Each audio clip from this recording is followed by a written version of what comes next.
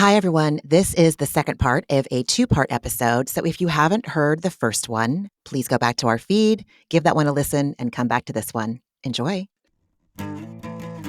It's time to take A Therapeutic Dose, a prescription-strength reality TV podcast that explores the intersection of reality TV and therapy. Possible side effects may include entertainment, strong emotional reactions, and/or laughter. Here are your hosts, Ramona Ramirez and Margie McGee. Oh, God. Then we just take a one-way ticket to never mind. I was going to say something really mean and go full coastal elite, and I'm just going to shut the fuck up. No one needs to Listen, hear my judgment. Tamra and Eddie ride motorcycles to a burger shack and talk about Big Bear, okay? Like, we I get it. know. This is who I they are. know. Like, nothing wrong with Big Bear. I loved going to Big Bear when I lived in LA. It was so close. You and I had a great time in Big We had a Bear. great weekend up there. Yeah. Yeah, no, the drive is really gnarly. I'm always, like, super car Oh, sick Barf once I get Central. there. But Yeah. then, like, 20 minutes later after that wears off, I'm like, "This is gorgeous." Uh-huh. But look, I don't this is where Tamra, rewrites history and claims that her beef with Oh, Shannon has my nothing to do with God. Trace Amigas, and now is Honestly. crying, saying she's mad that she really thought Shannon would get help, but she's still drinking. And Eddie weirdly has like a couple moments of real wisdom in this scene where he goes, I mean, yeah, he says Shannon yeah. may not have hit her rock bottom yet, and it's not personal to you, Tamra. It's not your problem. It's Shannon's problem. And I was like, Eddie, this Reuben sandwich has brought like a real sage out of you. I wrote like Eddie, oh Eddie, if only, and agreed. Like I totally agreed, and it's like that's why I had to go to Al-Anon for so many years because don't take her behavior personally. I still take people's behavior personally that Always. I shouldn't take. It's Always my yeah. first instinct is to be like, Mm-hmm. this is about me. If I was better, if I did something different, this wouldn't have happened. But, you know, I had some thoughts about like when Tamra is filling him in on Heather's party. You know, he asks about Shannon and she starts to cry. And she says she's still so angry and she's frustrated and thinks that Shannon is lying to everybody. And I don't think, with every fiber in my being, I don't think, and I'm sure this is not going to be a revelatory whatever to anyone listening. Like, again, I don't know why these things hit me like a ton of bricks when I watched for the third time, but Tamra is not coming from a place of concern or even respect for Shannon. She's crying tears of disgust or even tears of anger that people are believing what Shannon is telling them about her current reality. I mean, I don't even know if it's that deep. It just feels like the what she came at Shannon with at Heather's party didn't land. And so now she Mhm. has to find a new angle. Because at Heather's party, she said, you're a horrible person. You did horrible things to me. And when I'm sure the producers were like, what? And Tamara was like, So now she has to be like, actually, it's about the fact that I'm really worried about her and I really want her to get help that she needs. And she's lying. It's like, you don't care about anything. I didn't believe any I of didn't it. either. I don't think that Tamara Judge is capable of being hurt. I think she's capable of being embarrassed. I think she's capable of being humiliated. I think she is committed to controlling her narrative. I mean, we're all to some extent, like no one likes feeling like they're being misjudged or mischaracterized. Is that a real Hmm. statement? Okay. Yes.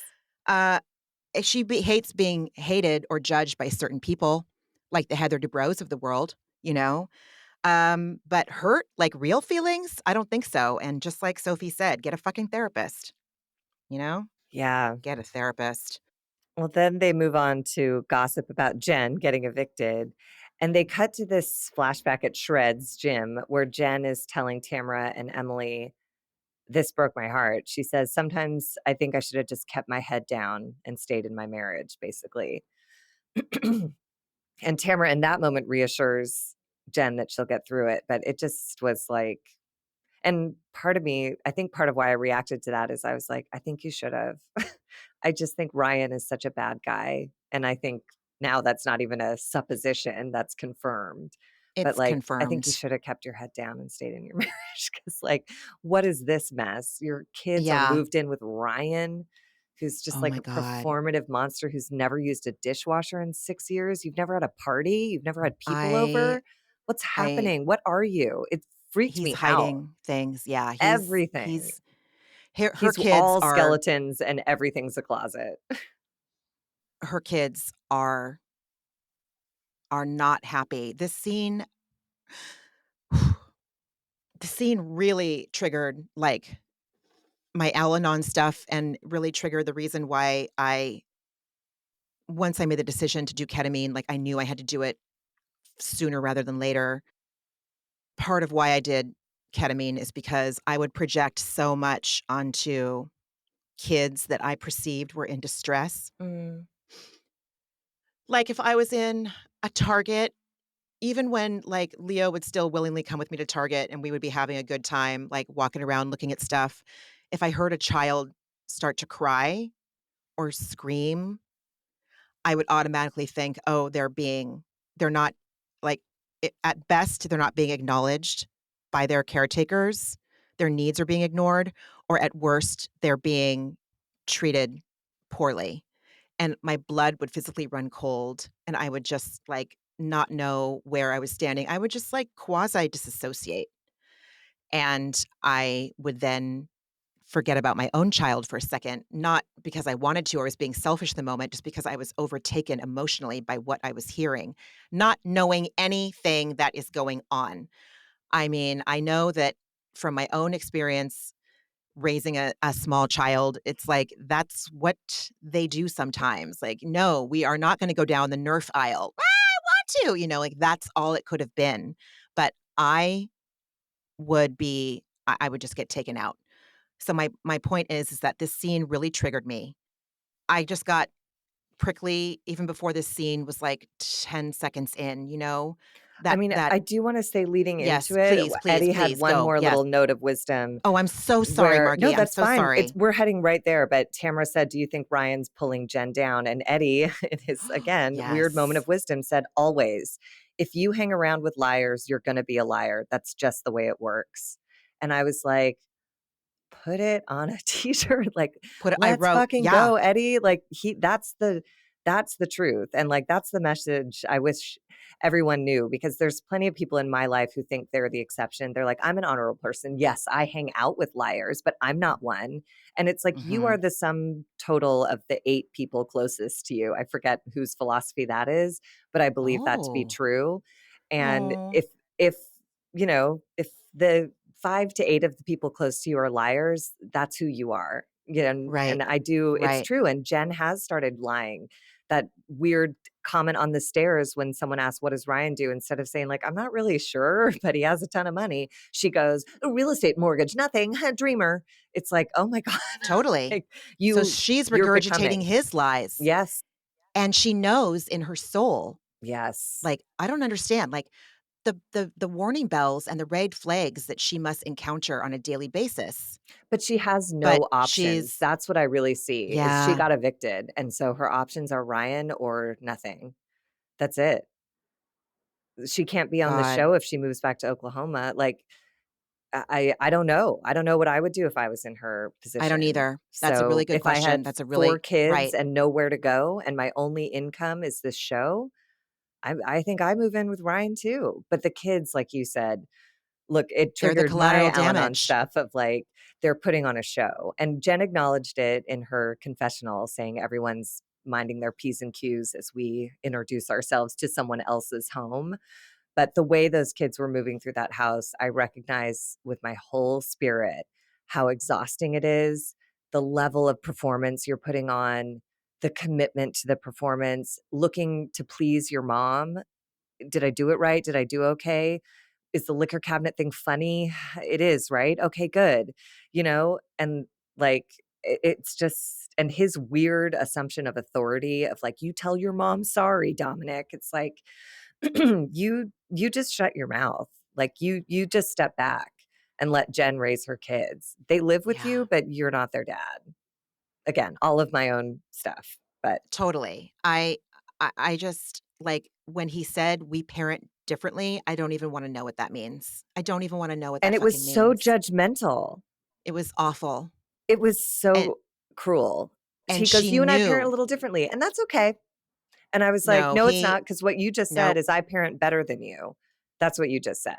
You can I use whatever figured words you he want, but yeah, parented with more violence. That was what I but again, I without a project. doubt. I Uh, project. you He project, but parents with shame and humiliation yes. and And threats. Jen doesn't have any daughters, does she? Because I Oh, I don't also worry remember. about that. Oh, yeah, because what my Tan Ryan source told me is that Tan Ryan approved or encouraged his then underage teenage daughter to get plastic surgery. Yeah, I believe that. And I believe he sexualizes them, and I believe he harms them verbally or physically if he loses it. He has a very, what's his face? Teresa Giudice's, Louis. It's that same energy of, like, when the cameras are on, I'm, like, doing something. But there's so much energy behind it that I know that what's going on for real is gnarly Yeah, because you're really aware of the cameras and how you are in front of them, which makes me think yeah, that off camera, something very different yeah, happens. yeah, for sure. Uh, Brian jokingly horsing around with Jen's 17-year-old son, Dawson, about the liquor cabinet. Like, I'm not saying that teenagers aren't alcohol curious. I know. I mean, I don't know. Maybe that isn't normal. I don't know if it was, like, normal So for funny. me because my friends were alcohol curious and because I wanted to be liked and accepted by my friends, I think I went that's along with it normal. too. I yeah, but, Just like because I honestly only say that because I'm like, "Oh, was I was raised so dysfunctionally, like, maybe I got it wrong," but then I'm like, "No, but it was on every teen TV show." Like, okay. Luke was a bad guy for Brenda, RIP, Uh, both of them, because, oh my he god, drank a yeah. beer or something. So, Right. anyways, If it is, in fact, a universal teenage experience and not that Dawson feels the need to cope with his current circumstances by drinking them down, like, that was what I was projecting, you know? I didn't like the "Hyuk, hyuk, hyuk," thing about it, like, "Oh, take a screenshot of that." Like, "Ew, and also he's the way evil." he eased into that, he said, "I told mom to take a screenshot of that." He didn't say, "I told your mom to." He said, "I told mom." I'm like, "Ew, you're so over familiar." My dad Yeah. had a lot of girlfriends like that who would talk to me like Ugh. they were already just gonna be in my life forever, and I was like, "You don't know anything. I know your lifespan here, lady, and it is not a long shelf life." Oh So my god, Margie. Ugh. Lyle and Patricia and all of them. Yes, a lady named Yeah. Lyle. Anyways, God. I when yes, and when they asked for the apology from Dom, it was like they were asking for it, but they weren't explaining why or the repercussions of what can happen if you lie to your parents. I don't give a fuck what he says to that guy that's not his dad. I Well, I just want think yeah. him to grow up feeling safe Well, and and it felt like understanding, like, the reason why we do stuff versus just you do it, I think he you got that. know? Like the relationship between Dominic and Jen seemed like I think that phone call with Dominic, I think he hung up because he knew he understood what he did wrong and he was coming Okay. home because they're just Yeah. this has probably happened before. And I thought Jen's touch was right. Like she wasn't harsh on him because they are Mhm. in a new environment and this is really weird and I want to get on a dirt bike and ride away too. Oh my So god. but she did the right thing to have him apologize because he but without punishment seemed appropriate. But to involve Ryan, not to involve Ryan, Ryan involved himself in that He moment did. in a way that was just absolutely out of line. Like they're in your house, and that's just a scary thing as a little kid anyway, to be in a new authority figure's space. It's just scary. Oh So, god. anyways. I don't know if you noticed that, like, the expressions of, like okay, again, I was projecting, and I didn't think this was I was not looking for this, but it was palpable to me, the relief the children felt when their grandparents walked in the Yes. door. Like, here is And my bless Jen for knowing that, and right. getting him there. here are my, like, look who's just walked in, my emotional and stability giving touchstones coming in hot. And, like, my heart just like, hurt so much from, like, what those kids were getting from their grandparents walking in versus what they, again, projecting hardcore, but it just looked like they're like Dawson, the 17-year-old boy, his face just all I could see was, like, little Dawson, like, so relieved that his safe people were there I in mean, this I think unsafe if Jen had environment. actually listened to her kids, they would have moved to Oklahoma and lived with her parents. They Their did not dad wanna is move in with there. Ryan. Yeah. No, no, no, I don't even think Jen does. Like, it's just such a weird, sad, Oh, destabilizing God. situation, and I'm really glad that she did call the grandparents in because I agree with you, the whole energy changed, and Ryan's the odd one out. Ryan's the one who's still, like, smiling big and eyes real wide and doing a show, and it's just it was weird, and then the kids all take off and Um, Jen starts crying, saying that at 46, her parents shouldn't have to keep taking care of her the way that they do. Because without, it sounds like without financial rescue from her dad, Jen would have been, on the streets with her kids and embroiled in eviction proceedings for the foreseeable Mhm. future. Mhm, And mhm. then Jen apologizes to her dad and mom for having to save her, and then her mom said something, and this was where I got a little projection moment of my own from my upbringing. The mom says to Jen, "You did what you had to do. You found Ryan." And I was like, "Oh my message from the 80s. You found someone to rescue you." And, but this is the danger of this was the message we got as kids, like, "Find a man and you'll be safe." And the mom seemed legitimately relieved, "You found Ryan." Right, but we didn't know at that point that his money all came in through white collar crime. So, like, this isn't a rescue, this isn't a safety net, this is a disaster, a It's a more disaster. intense disaster, a more destabilizing disaster for those kids than Oh my anything that's god. already happened, which has all been horrible. A divorce, an affair, a giant move, an eviction. Like, it's just, yeah, that really, I was like, oh, mom.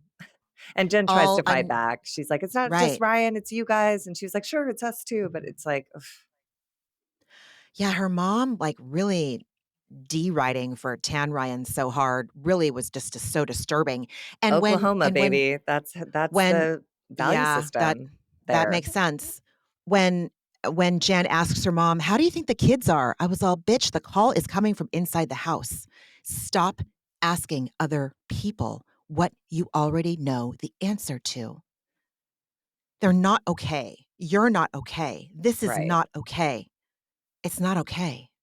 It's not, but it's Yeah. like one of 2 terrible options, you know? It's just the spot she's in, and then they Yeah. cut to so much dog poo in the yard that, like, I couldn't even believe it. I was Oh so god, I miss that. because the dad was like, "We're here to help you any way we can." The mom's like, "I'll dig a ditch for you if I have to," and I was like, "Put Ryan in it." And then the dad was like, "But we're not gonna pick up your dog poo," and they cut to a shot of the backyard that's just, like, cartoonishly peppered with huge piles of dog shit, and I was like, "Oh my god, oh my god, oh my Oh god. my god. Clean up Oh your poo." god. You know how I feel about dog poo, just, I like, know, even I if it's in your know. own yard, like, if you have a dog, clean it up. Okay, No, of course, of course. Hi, then we go to this Heather and dumb Shannon at yeah, Sapphire. yeah. I I want to go on record to say that I very much could see myself saying to waitstaff at a restaurant if I was on a cold patio, "Could you move that, like, literally next to me so much that I run the chance of catching on fire?" Like, I can see myself saying that, so I just wanna admit that I share that nano mini bite of humanity with Heather Dubrow. Yeah, but it doesn't with you, it comes with, like, genuine like, levity. With Heather, it feels like, "Or I'll kill you." Do you know what I mean? The Oh, subtext is shit. always like right? And even the fire engine going by, she was like, "Ha, ha, ha, ha, ha, ha, get it out of here." Like, she Yeah. tries to, pretend like she's Oh, lighthearted, but interesting. she's such a control freak that she hated being outside. She walked up and she was like, "Brr, it's freezing." Like, she can't control the temperature, she can't control the sound, she can't control how close the fire is to her. Like, she was really uncomfortable, and I kinda like I it. thought she had a coat on her arm too, like, put it She on? did. I don't Thank you. understand. She said Why her do we coat need was to her see purse. I don't know. it's just like that top was nothing that you needed to write home about or that I need to see on screen. I think it was Prada, again, boring, but, like, Great. I don't know, it was like a conservative white blouse with black trim. Put on your Yeah. cute it looked like she had, like, a glossy faux fur coat. I I don't live think for nights I get to wear my glossy faux furs. I have a feeling Heather didn't know they were gonna be seated outside, and I think that's why she was trying to be hilarious about this new predicament they find themselves in with fire trucks and weather and, anyways, I just don't care for her. This scene to me wasn't, like, that interesting. You know, Shannon notes that it hurts her feelings that Heather defends Alexis and says that, if the roles were reversed, she wouldn't be inviting Terry's new girlfriend to events. But Heather remains defensive, and Shannon says that there's old anger there too. And Heather goes, "Oh, because I was talking about your relationship, don't you know that I don't do that? Like I didn't never repeated what was in our vault. I kept your confidence always." And I was like, she just started talking and she said, "I don't want an apology. I just need to hear from you that you trust who I am and what I say and that we can have a friendship." And I was like, that's brainwashing language. Rather than being on the receiving end of an apology, you want her to pledge to you that I from here forward, I trust everything you say and I will never question anything. It's like, that's crazy, right? I I, yeah, I mean, I went full on projecting with this one too, and probably definitely Al-Anon projecting. The first thing that struck me about Heather in this scene is that she didn't give a shit about anything that Shannon was telling her. She was only trying to bring up "Did you really say to Tamra before the reunion last year, 'Let's take Heather Dubrow down?'" That was all she wanted to find out the answer to at this dinner, Well, and as a way and of controlling Shannon to be like, "I know you have beef with me, but mm, let me just tell you this. So mhm, mhm. stay in your lane." So rude. Tamra to uh, both of these women, if they're not automatically assuming that the common denom in this sitch is fucking Tamra Judge, they're both real they're heavily in denial and ignorant, and, like, yeah, I felt like, again, I'm projecting on Shannon, when she gets that voice and that look like, "Well, Mhm. I'm sorry." Like, she had that. She busts out with it a couple times this season. We might see it more this season because she's being called so hard on her shit because of her DUI. I noticed that she brought out that expression and that way she verbalizes that stuff, and it just seems, like, steeped in a childhood trauma response of coping. And then, yeah, Heather says she doesn't want to apology. This is her story, and this is her tape in her head, and this is how Heather victimizes herself. This is her constant tape is, "You need to see me. You need to see who I am, and you need to recognize me as the person I am." And I just wonder who didn't see her? Who didn't, you know, who who planted in Heather Dubrow's head that she wasn't worthy of being or that people didn't see her or recognize her for Have you who met she remember is? her mom? We've seen her a Her couple mom. times. Her mom is Yeah. more awful than Heather, and she's Yeah. awful to Heather on camera. So it's like, Mhm. yeah, you got away from that, you got really rich, you thought that would solve all your problems, but you have to control everything. Everything. Otherwise, someone might talk to you the way your mom did. And it's Does. all yeah, and it's all image. It's all if my image is protected and manicured and curated and presented perfectly, which, I mean, doesn't SpawnCon kind of seem below someone like the perception that Heather wants to have of her, SpawnCon doesn't seem like it It's more fits. visibility, and the stuff she chooses is Life 360, like, "I'm a really good mother, so I track my children." Like, she chooses things that are like, "My body's perfect, so I use this weight loss product," like, it's all Mhm. things that, like, you know, she's not doing, like, Mm-mm. vibrators or, like, whatever. Yeah, She's you're right. choosing things that match the things that she wants to amplify about herself and her Oh my story. god. I don't think Sutton Strack is doing Notes BonCon. Is she? And I just don't know it because I have no I don't know if I idea. follow But if she her was, I on feel like my she'd do it the way, like, Snoop Dogg does things. It's like, "Oh, that seems fun." Like, I don't think she'd go through a whole rigmarole yeah, thinking about it. I think she'd be like, "The check is right, and that seems fine. So, yeah, let's go. totally. I'll sell your horse saddle." I like horses, like, I don't know. Anyways, I have my eye on the clock a little bit, so Oh, maybe yes. Oh my gosh. Yes, it's yes, fine. We'll yes, blow please. through this scene at the deck unless you had anything interesting. This is Gina, Katie, I and Emily talking, gossiping more about Jen's eviction, and Gina saying that she's going to meet up with her, and Jen needs to be more focused on how she's going to take care of her kids and herself and not trying to assign blame for her own problems. If Jen comes for my career, I'll fuck her up. And I was like, Jen's not coming for anything. She has no money and nowhere to go. She's in no position to come for you, you idiot. right, right. I I don't know. My main notes were, "What the fuck is a hero spritz?" Yeah. Katie forgoes any kind of foreplay before just diving right in for the gossip. She spends 2 seconds talking about how tall and how old she is, how dare you on both, and then it's like, bam, what the fuck is up with Jen moving in with Tan Ryan? And I felt so bad for how they were going hard on Jen, but then I had like this Cher snap out of it moment, like, dude, there were clues. The call is coming from inside the house. Listen, Yogini, if you are practicing what you preach, trust that intuition, and she's not. So, I don't know. Wait, what do you And then mean? Emily, like, when they were going in hard on Jen, I started to feel bad.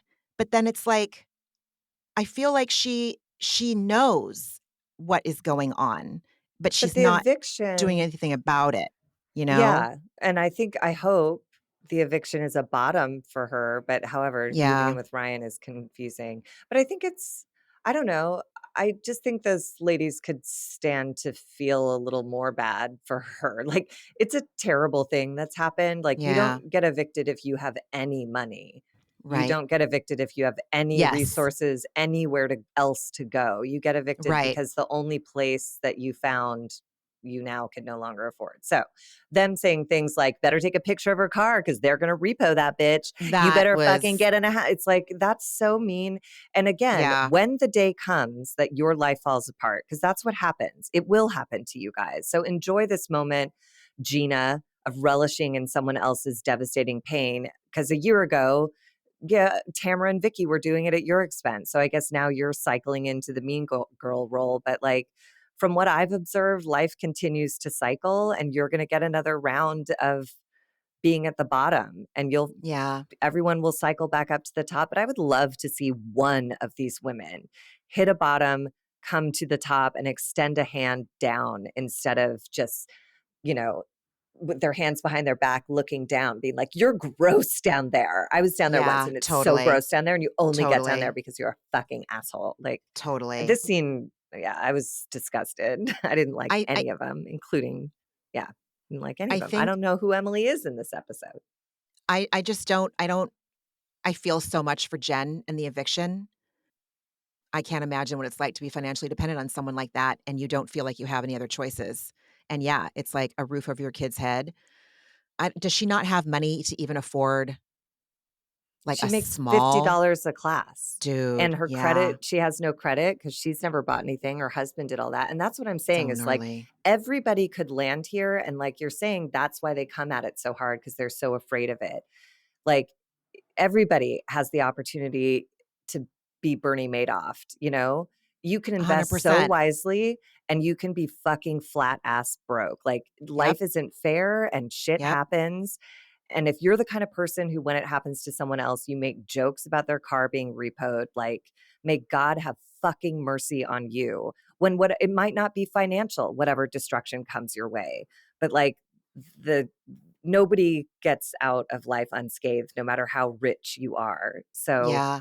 Yeah. yeah, her husband had a shit ton of money and then they got divorced because Jen had an affair and the family removed him from his position in their company because he's no longer part of the family. He didn't get other work. He had no money to support Jen. Like it's everyone's responsible on some level, but yeah, I just thought it was a really nasty vibe on the deck. Especially from It Gina, was. who is so newly emerging from a whole mire of shit, and for her to be the one leading the charge, it's It's just because gross. she's projecting, and we definitely see that in the last scene of the Oh my episode. god. That yeah, I mean, Yeah, she should we wanna go go to into it? Yeah. Lola's cafe. Mhm. I mean, Gina is just she's so fucking resentful. She is so resentful, and she has one person to that she's blaming for everything going wrong in her life right now, someone that she's known for a year, 2 years, and I just, mean, the like, way she's she gonna give has it to her. never yelled at Matt, which is understandable because he beat her. So, of course, she's not gonna yell at him. I think she sees Jen and she's like, "Here's a place I can let it rip, and I'm gonna." And Absolutely. I don't care what you have to say, Absolutely. I'm not here to listen. And that's essentially what she said when she stormed out. She's like, "You're not listening." And it's like, "You're not listening, but that's not why you came." You're not Gina listening. didn't come to Mm-mm. listen. She came to yell at someone who's in such a dark place that she has no ground to stand on to holler Yeah. back. So, Oh my god. yeah, I Gina oh, mean, sorry, go ahead. no, I validate how resentful Gina is. Like, Sure. if Jen is walking in and it does look like she got full glam and she does look like she's wearing brand new clothes, listen, if we're gonna give her the benefit of the doubt, med spas that are more affordable are a dime a dozen in Orange County. Also, you can Med buy some spas and clothes at you Nordstrom, leave the tags on, and bring right. them back. Like, I Or also you it can rent doesn't an outfit. Right. and it But doesn't it doesn't unevict matter. her. She doesn't have anywhere to Right. live. If Ryan kicks her out, there's nowhere for her to go. So, like, Mhm. I Mhm. just and I also don't think it's about what I think it's about Gina feeling like if you're gonna be low down like I was, then you should be kicked for your shitty hair extensions too. It's Yeah. like, let your Yeah. story be your story and her story be her story. Yeah. You're doing Yeah. great now, Gina. Like, don't Totally. you I can't believe how oh god, just so mean. She's really, really mean. She's really, really mean. And I oh, no, please, Margie, please. No, I was just gonna No, say what that she just goes off and says, "You need to grow up, you need to pay your bills, you need to figure out how to take care of yourself and your children, and it's not your ex-husband's responsibility, and it's not your boyfriend's responsibility." And I was like, "Talking to yourself much?" talking to yourself much. Yeah. Absolutely. So, 100%. yeah, she's 100%. mad at herself, which most resentments are reflective of some shame in ourselves that we have not addressed and loved ourselves out of. And so she unloaded everything that she either did or thinks of herself. And I don't know. Yeah. It's just, And she's projecting her own feelings of guilt about splitting up her blended family. And yeah, she's looking in a mirror with Jen and she hates it. And she mhm. doesn't have the insight to know that's what she's doing. And that's where Yeah, we that's end. true. That's where we Yeah. end. And she said, "You're not paying rent, and that's putting me in a bad situation." And Jen's like, "I'm not paying rent because I have no money. Who's in a bad situation?" Like, Yeah. like, it's just, and again, it's like Jen needs to get her shit together, but Gina needed to get her shit together a few years ago, and she had Travis to lean on. She understands why you take on a partner that eventually you'll leave, like when you're in a bad spot, like this could have gone so different and Gina could have been such a hero and she really chose a different path and I don't know, I just find it unforgivable. She chose a different path wearing a bad hat. What were the letters on it? It said RB, and I was wondering if it was Rag& Bone. I can Google it, Oh, and I no, I guess, bet like, you're if right. I bet if we are It has to a Rag& and Bone follow look. Luann de Lesseps' logic, like, even Rag& Bone can make a mistake, and I love Rag& Bone. I do. I think it Rag& and Bone doesn't suit Gina. Like, I It could I absolutely just see that hat in their catalog on their models, and I would be like, "That looks rad." But on Gina, it's like, "No, I just no." yeah, I don't know if they would put a big RB embroidered on their hat in such a Yeah, I prolific don't know place. either. I don't either. I'll have to Google it and see. Well, Gina's But last line yes, is she says, "This tells me everything I need to know, mostly that she's stupid." Talking about Jen, but talking about herself, if you talking about will. herself, talking So, about herself. anyways, amazing episode. Yes, amazing episode, and again, we're gonna have to have this be a two-parter because, they give us a lot. They're giving us They do. The a lot. most. I'm so grateful. Margie, what else did you watch this week? This week I watched Million Dollar Listing Los Angeles, which I'm really enjoying. Oh god, I need to watch it. Yeah. Um, and I watched the season premiere of Welcome to Plathville, which is that show about Mormons who the whole family has completely imploded, and now the mother lives on a houseboat with her 3 daughters. It's insane. No, thank And, you. yeah, it's crazy. I'm still watching Alone, which I really enjoy just as a study in, like, isolation and mental health. And, I think that's it. I watched Wimbledon. I finally finished the tournament ended, like, 2 weeks ago, but I finally watched the final, and it was amazing. So, yeah, that's what I watched. How about you? Watched Owning Manhattan.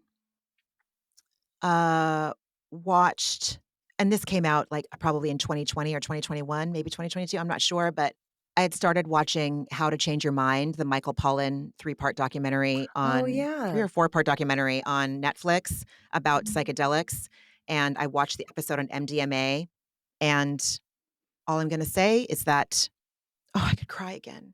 We have access to treatments that have been proven to work to help people with PTSD and the current availability of antidepressants on the market that are covered by insurance or just, widely prescribed, like, we have proven workable alternatives, and because of the fucking Reagans, we don't get them. People don't get them. I encourage everyone to watch that documentary, How to Change Your Mind. However you feel about Michael Pollan, I validate. It's just I'm enraged, and I'm fearful, and I'm sad for people that are out there struggling when they don't have to. But because of our puritanical government full of fear, in the pockets of lobbyists whose sole purpose is to dick ride for big pharma. And listen, I'm the first fucking person to throw a prescription at anything. I'm just saying, as someone that has struggled with the current offerings of antidepressants on the market, to see what a change has happened in me since introducing psychedelics. I ache for the years I had struggling, and I ache for the people that are currently struggling. And I will go to Congress and talk all the live long fucking day if I have to, like, change this. It's just so maddening to me, and if I can reframe it, I'm so grateful that there is hope once the stigma is removed from these things. So, Owning Manhattan, uh, and then Quick transition. the wildly right, quick transition, and then yeah. So, Owning Manhattan, the last episode of How to Change Your Mind, there was something else, and I can't remember what it was. I guess it doesn't Bachelorette? matter. Oh, yeah. God, again, just I think Forgettable. this show is done. I think that this show is done. It's done. It's on. It's complete background noise. I feel terrible for Yes. this lead. This batch of men, every time I think a batch of men can't get worse, they do. So that's all I'll say. Yes. And what was your antidepressant this week? My antidepressant this week, I think, having just talked about this episode, I think it's like kids. Like my goddaughter I got some just, some pictures of her, like, enjoying her summer, and it had, like, a dopamine inducing effect on me. Mm. I got to talk to my niece who's overseas right now. I got to talk to her on the phone for a little while, and, like, that it always just, like, absolutely like, any parts of my soul's balloon that are deflated when I get to talk to or see my niece and nephews, it's immediately filled, and I got to see some pictures of my sister and my nephews had a horrible travel day. They got involved in that global shutdown thing, so they were in the airport for Oh, like 16 hours, shit. and she kept sending me pictures of her kids just writing it out. These 2 teenage boys just, like, laying down on their backpacks, just, like, hanging out. I'm like, "God, great, just good people." There's such good kids in my immediate circle, and I'm like, yeah, they are an antidepressant. I'm smiling, thinking about them, talking about them, and You that is an totally are. antidepressant. I just adore them Mhm. all, and I'm so proud of them, and I'm so lucky they're in my life, and, like, as a person who it always makes people uncomfortable, but I'm gonna try and start normalizing the story because it's not just mine. As someone who wanted to have kids and it didn't become part of her story, the value that other people's kids have in my life, I cannot express how huge it is when people are willing to share their kids so generously with me. I just love every one of them, you included. You know I love Leo. Like, I think He garbage is loves the you most too. disgusting thing, and I've never talked about garbage juice more and loved it than hanging out with Leo. He makes me care about things that I didn't think were care aboutable. So, anyways, That's real kids, sweet. that's my That's antidepressant. real sweet. How about you? Well, it was my birthday last week, Yes, and happy birthday. thank you. It turned out to be really lovely, and I was just so grateful for I was on the phone all day with people that don't live near me. I had brunch with Lee, it was beautiful. Josh and Leo took me to a lovely dinner, and it was just really just a lovely, lovely birthday week, And then, my husband and I had over the weekend, we had a long overdue day where, we got a babysitter for Leo and we were just able to be together all day and really authentically reconnect.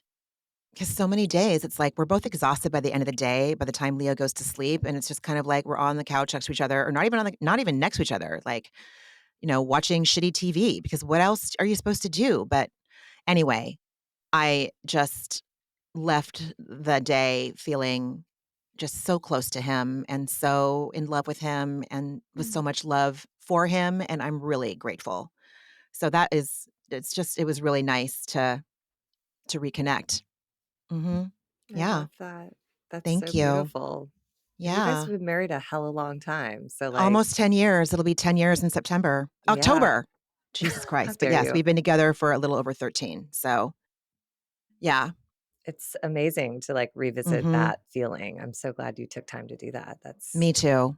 We needed it. yeah, I'm So, sure. it was great. Yeah. I have a fantastic husband. I He's adore you both.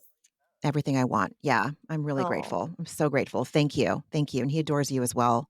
I really and he acknowledges like we both, you know, talk about like your closest 8 people, like my closest 8 people and his closest 8 people, like I love them and feel loved by them and my 8 people love Josh, you know. Anyway, it's I just I'm mean, really grateful. someday, since your anniversary is coming up, I might make you dig up your vows because I don't remember the specifics, but in your vows, I just remember being like, "Yes," because both of you said, "I know everything about you, and I'm choosing today to marry all of the great parts and all of the bad parts. I know every flaw of yours, and I'm here to say, like, I'm doing this because of them, in spite of them, anyway, whatever." It was one of the most honest vows, like, exchanges I've ever heard in my life, and I love a wedding, and I always listen closely, and those have stayed with me all these years. I was like, Oh. "Oh, these 2 really mean it." I need to It's dig not those up just too. God, I hope I can yeah. found them. Yeah. I'm Yeah, sure I there's a think I video or can. something, right? I They've gotta really be hope somewhere. so. Yeah. Well, loosely translated, there was just Yes. you led with, like, beautiful, loving acceptance. That was, like, sort of the vibe of the event, and I loved it. Yeah. I love you And guys. that's what we're continuing to cultivate. Thank you. We Yeah. love you too. You're a valuable member of our family. Oh. So, everyone Thank you so much for listening. This is just thrilling to discuss this riveting season so far. Just 2 episodes in, it's just like fucking amazing. So So, good. yes. Margie, I love you so much. I love you too. I hope you have a beautiful rest of your day. And everyone else, take really good care of yourself.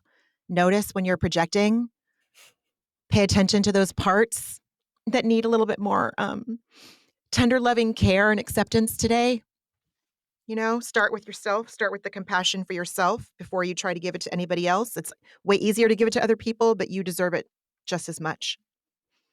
That's all I got to say. I love Love you, it. friend. I love you too. We'll talk next week, everybody. Yes, we'll talk next week. All right. Bye. Bye.